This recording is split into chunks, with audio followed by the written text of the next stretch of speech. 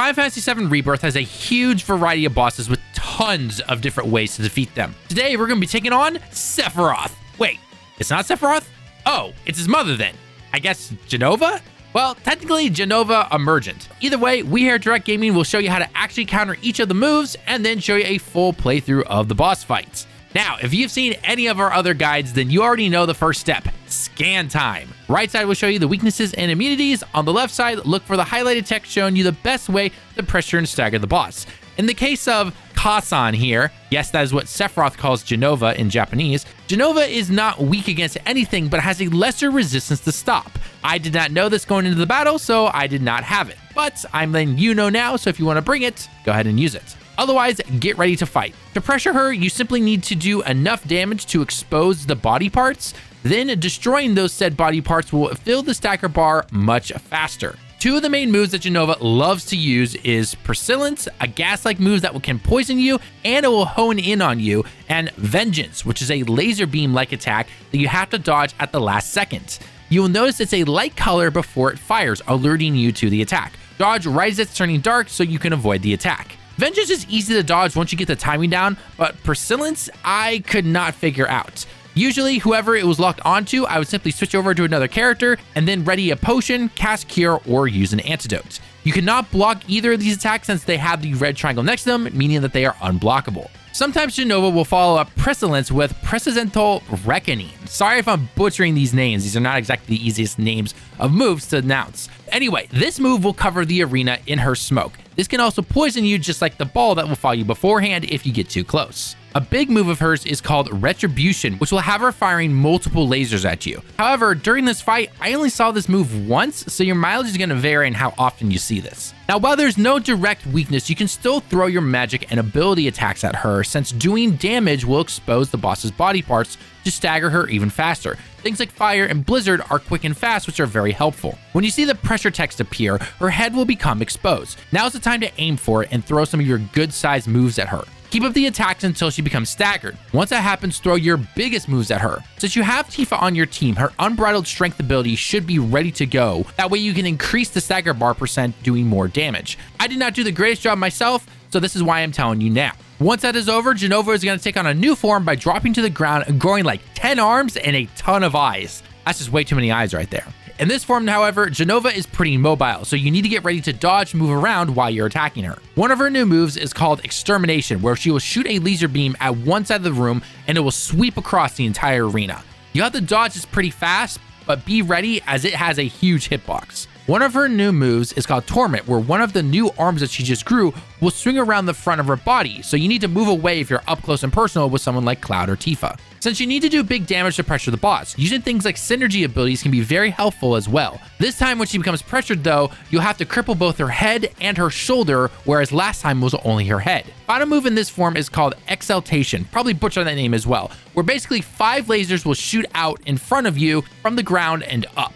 Simply get in between 2 of the lasers to avoid this. Once you stagger her again, rinse and repeat and do damage like you did beforehand. I, however, though, had to use this time to actually heal my whole team up, which by the way is not a bad strategy fighting any boss, especially if you find them tough. Use the time when they can't move to heal your teammates, use antidotes, etc., and get ready for the next phase. One thing I did to help between phases 2 and 3 is to summon Titan to help deal with the damage. The final phase of this boss is similar to the second phase, but now there are giant arms around the outer parts of the arena. These arms will not appear, however, though, until you get her health about to a third of the way finished. Also, these arms go down pretty fast, but just be careful not to target them with some of your big moves, like I did with this limit break right here. Keep up the attacks until you take this abomination down. Now here's a full run of the boss fight sped up a tad to show you how to take down Jenova Emergent. If you enjoy these guides, then a like on the video shows us that you enjoy this type of content, and don't forget to check out our other Final Fantasy VII Rebirth boss guides and playlists in the top right corner and pinned comments. Thank you so much for watching the video. I've been Talon with Direct Gaming. I hope you have a great day and week, and we'll see you all in the next one. Johnny.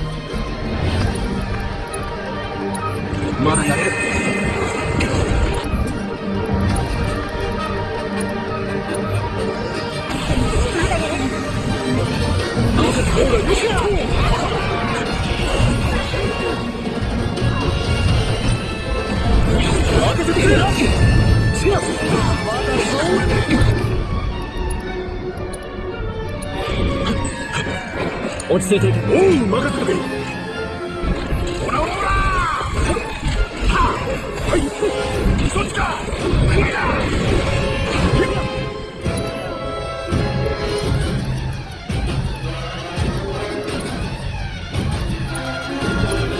ここから反撃だ。